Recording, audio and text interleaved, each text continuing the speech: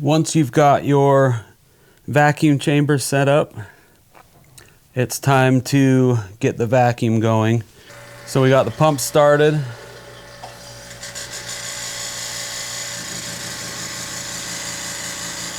We're gonna open those and then close these right here. And you can see the foaming start. What you want to watch out for is this foam going up over the containers and leaking out. So what you'll have to do is when it gets close, just release pressure a little bit to get the foam to drop back down. And if you have two vacuum chambers running, you got to keep an eye on both, but if you just release one to drop the foam back down, it'll release in the other one as well. With the old Cactus Juice formula, this would have bubbled over completely by now.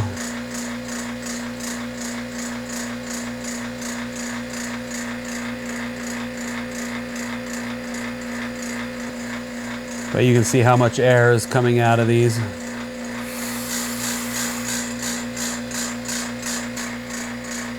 From a physics standpoint, what happens is the vacuum will release pressure and open essentially what was the chambers where the water in the wood used to be. So by opening them up, it lets air out. And then once all the air is out, when all the bubbling is stopped, and you release the vacuum, those chambers will be filled with the resin. And then when you cure the resin, every hollow spot that used to be in the wood will be filled with a plastic, essentially. Depending on the wood, this step could take quite a while. If it's very soft, punky wood, like box elder burl, your bubbles will usually stop like 24 hours or so. If it's a more dense wood, like walnut, you're probably going to be doing this for about a week or so. So what you need to know about the vacuum is that it will all depend on the elevation you're at. So if you're at sea level, you can get 29 basically. If you're at an elevation like me, I'm at about 4,500 feet above sea level. I believe 26, 27 is about as good as you can get. It's been roughly 24 hours. And as you can see, there's basically no bubbles in here. Give it a shake, you're gonna stir up some bubbles that were trapped in the bottom.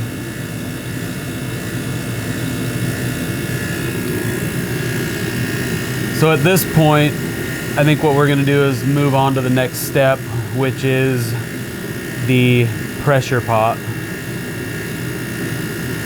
When you release the pressure from these, you have to be ready to fill these back up with resin, because the wood's gonna soak in the resin and your level's gonna drop, and what you don't want is the top of the wood to be exposed and suck in air instead of the resin. If you do that, it's not a huge deal. You just have to crank the vacuum back up and then get rid of the air that it sucked in, and it usually won't take too long to do that.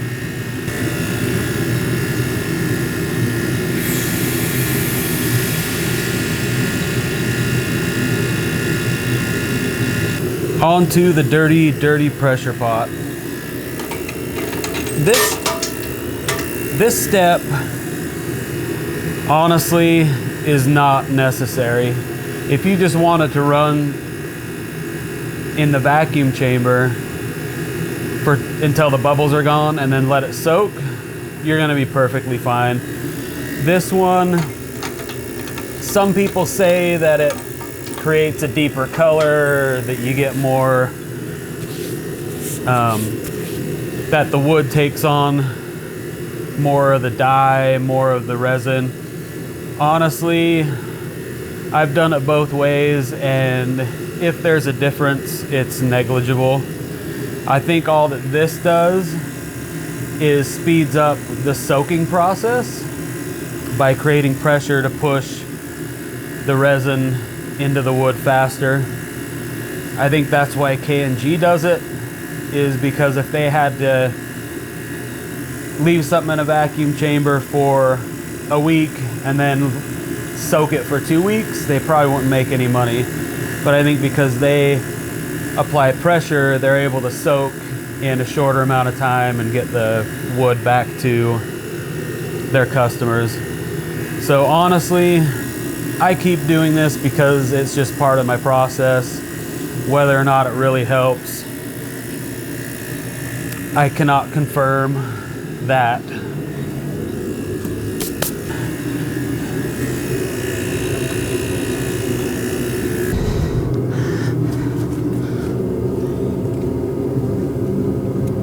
Before I close this up, I just top these off. So as the wood soaks up the resin, I'm not gonna have wood exposed to the air.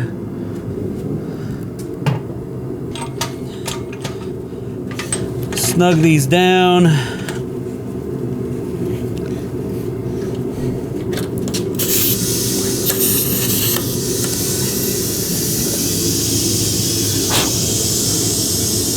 And I've actually got all my stuff set up so that it'll stop. It won't go above 60. And we've got these batches back in the vacuum chambers for their second round of vacuum. And when these are done in the vacuum, we're just gonna set them off to the side and let them soak for probably about a week.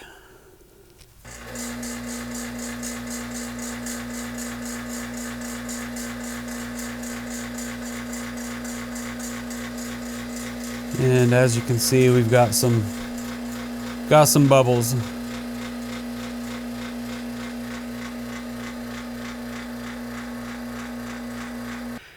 Here we are a week later. All of these have been soaking for a week, and it's time to remove them from the resin and cure them in the oven. There are a couple of ways you can do this. Some people pull them out and let them sit overnight so that they can drain or whatever they do. I've heard that the resin dries, but if anyone tells you that, don't believe them because it's not true. What I do is I take them out and I wipe them off, kind of squeegee them off with my glove, and then I put them in the toaster oven. So the aluminum foil, you don't have to use aluminum foil. I use it because I wrap up 2 blocks at a time and stuff them in the toaster oven. If you're gonna put your blocks in the oven and they're not gonna touch one another, just put them in there. Don't worry about the aluminum foil. If they're gonna touch, you need to wrap them or they're gonna stick together and they're hard to get apart. With the toaster oven, I just have this old toaster oven that I actually took apart, and I put kale wool to help insulate it a little better to get more of an even heat. I also have this tray that was in there, and I put all the blocks inside of this tray so that when there is seepage, it doesn't go all over inside of the toaster oven and then catch on fire and then burn your shop down. The toaster oven is connected to this PID I made. When I heat these, I try to stay as close to 180 as I can. I know they say 200 degrees on the website, but if you talk to them, he'll actually tell you that it's 180 that this stuff cures at. So if you have a temperature controlled unit, put it at like 180, 185, and then you should be good. This PID isn't the greatest, I guess, probably because I made it. So I will go to 190 and then cure them at 190. While the toaster oven's heating up, I'm going to start pulling these out of here. I have a little plastic container over here that I'll put all the used parts in and let them drain in there. One thing you'll notice, this batch looks good, but sometimes the wood will float to the top even though you're done. Just because it floats to the top, it doesn't mean that these aren't stabilized. It all depends on the wood.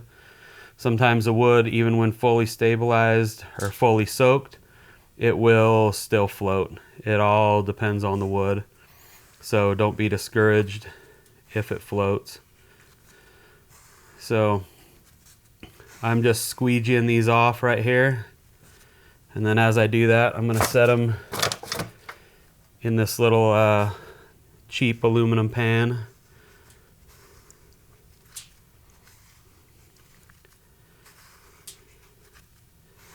And do yourself a favor, throw down some aluminum foil underneath your workspace, because this stuff gets everywhere, and if you're on wood, it'll soak into the wood. So get something that it isn't going to soak into and put that underneath, because seriously, it gets everywhere. Had to open up the garage because the toaster oven's smoking.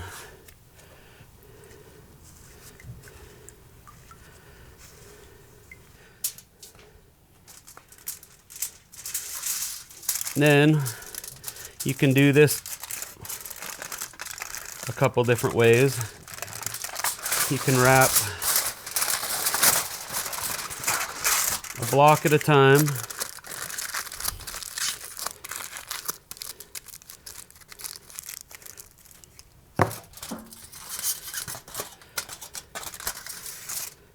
And remember, you don't have to do this. You can just set them in there, but I'm going to be stacking them on one another, so I don't want them to stick.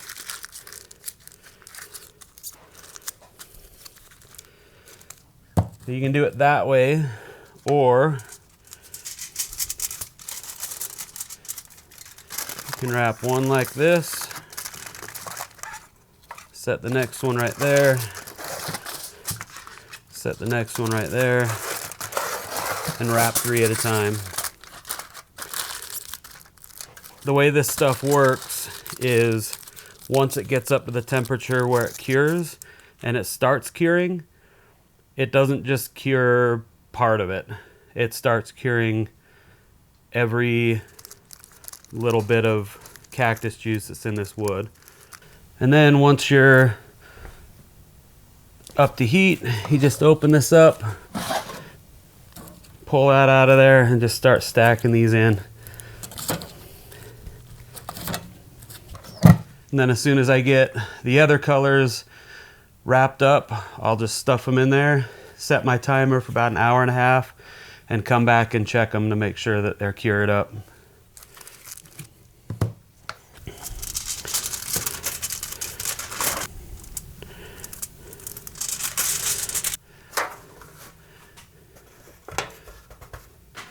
I've got all my blocks out and wrapped, cleaned up a little bit, and now we're just waiting for them to cure. It's been roughly 2 hours, and I think these are probably done.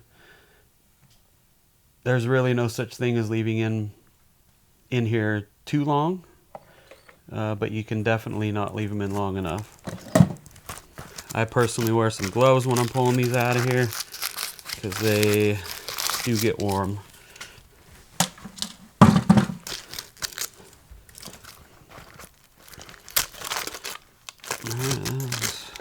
done.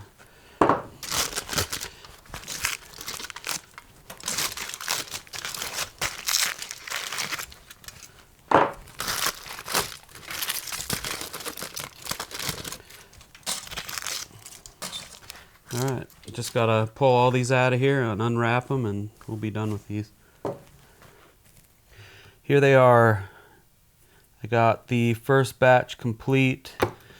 Some pinks, some blues, some blacks, a little bit of foil left on it. One of these, this one, so this is one, this is a piece of redwood burl, redwood flame, and my weight was, I can still see it because I did this in clear, but it was a 80.6 before.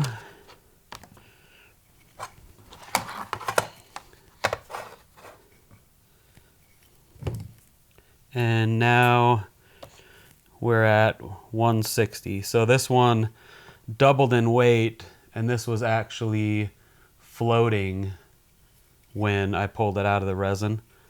So I'm assuming there's a lot of harder wood in here that probably didn't take any resin into it. And that's really good when you have colors, because then you'll have the natural color and then the dye color. But this one's clear. Some of these I know took on probably 3 times the weight, but I don't have any other ones in here that have a weight on it, so there's just this one. But if you're going to sell these, what I do is I put these on a belt sander and I just hit all the sides.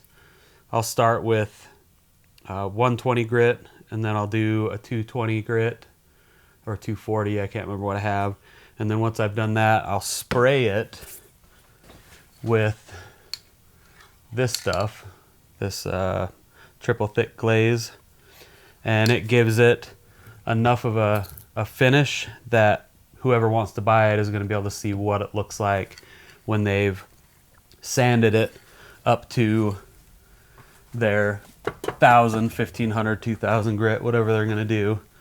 So if you're selling, I recommend doing those steps. If not, I mean, I'll run them over the belt sander a little bit to get a flat edge, and then I'll just use these. If this is your first time stabilizing, I recommend taking 1 or 2 of these and just slicing them down the middle, opening them up. Make sure that your dye and your resin went all the way through.